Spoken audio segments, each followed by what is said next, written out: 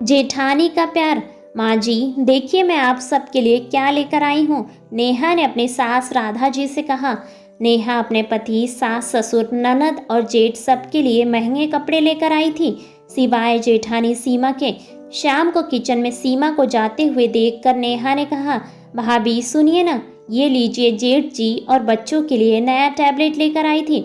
सीमा ने कहा, नेहा एक बार मैंने तुम्हें पहले भी समझाया था और आज फिर से कह रही हूँ, इतने महंगे गिफ्ट हर महीने लाने की क्या ज़रूरत है। पैसों की बचत भी करना सीखो। आज की बचत ही कल हमारे काम आती है। तुम पूरी तनख्वाह क्यों खर्च कर देती हो?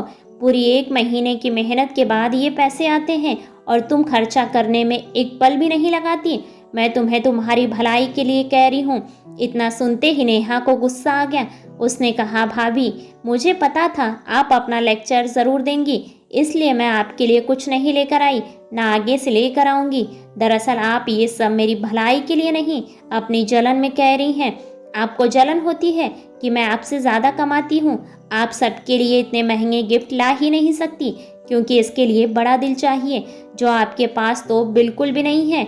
आप एक मिडिल क्लास कंजूस औरत हैं। यह सब सुनकर सीमा की आंखों में आंसू आ गए।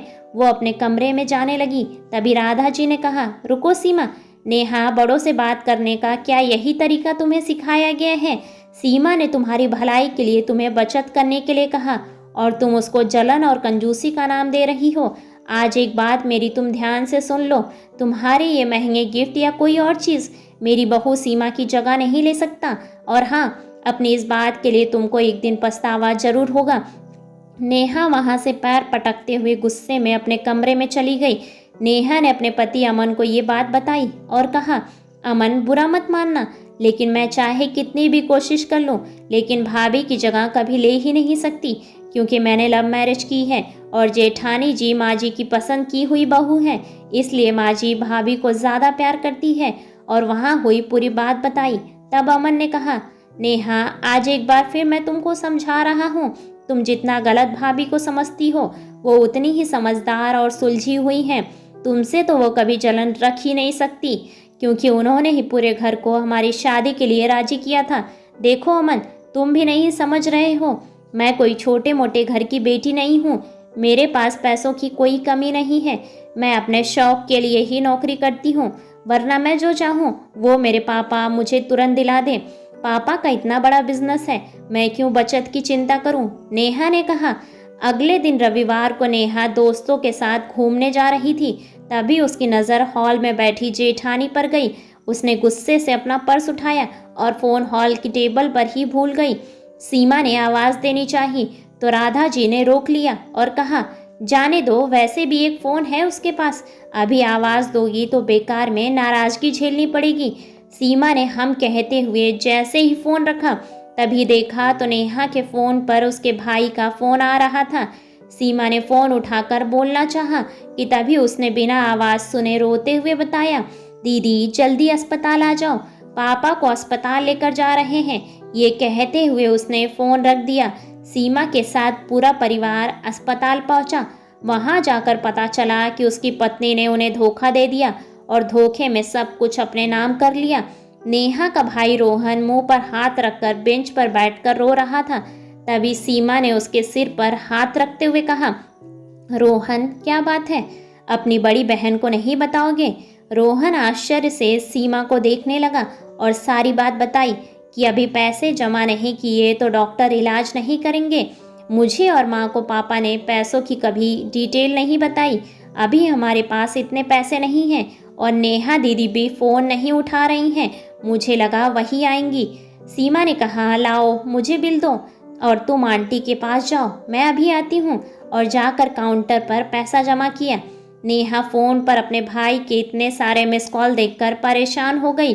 तभी उसको रोहन का मैसेज रिसीव हुआ, जिसमें उसने लिखा था, दीदी पापा की हार्ट सर्जरी हो रही है, अर्जेंट पैसे चाहिए। और उसने उस मैसेज में पूरी बात लिखकर बताई। नेहा भागती हुई अस्पताल पहुंची। तब तक ऑपरेशन हो चुका था। वहां सिर्फ अमन और रोहन मौजूद थे। नेहा रोए जा रही थी। तब अमन ने कहा, नेहा घर चलो, अभी पापा को आईसीयू में रखा गया है, कल सुबह ही मिल सकती हो। नेहा ने अमन से कहा, अमन, मुझे रोहन से 1 मिनट कुछ बात करनी है। हाँ ठीक है, करके आओ, मैं कार में बैठा हूँ। नेहा ने रोहन से कहा। रोहन, तूने पैसों का इंतजाम कहाँ से किया? क्या अमन से लिया या मेरे ससुराल वालों से? उनको तूने सारी बात बता दी क्या? नेहा मन ही मन सोच रही थी कि अब उसको हमेशा ताने सुनने पड़ेंगे और इनके पास इतने पैसे भी होंगे तो ये लोग मदद नहीं करेंगे। सासू माँ ने तो पहले ही कह दिया था। तब रोहन ने कहा, नहीं दीदी, सिर्फ सीमा दीदी को सारी बात पता है और उन्होंने ही अस्पताल के पैसे दिए बिना किसी को बताए। दीदी वो तो बहुत अच्छी हैं, डॉक्टर से बात की और बिना किसी शोरगुल के मदद भी की। अगर आज वो ना होती तो ना जाने क्या होता।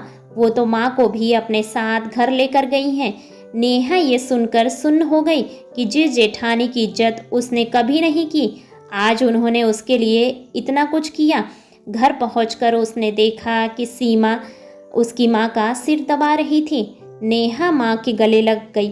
तब सीमा ने नेहा से इशारों में ना रोने की अपील की। नेहा अपने आंसू को रोकते हुए बोली, माँ मैं चेंज करके आती हूँ।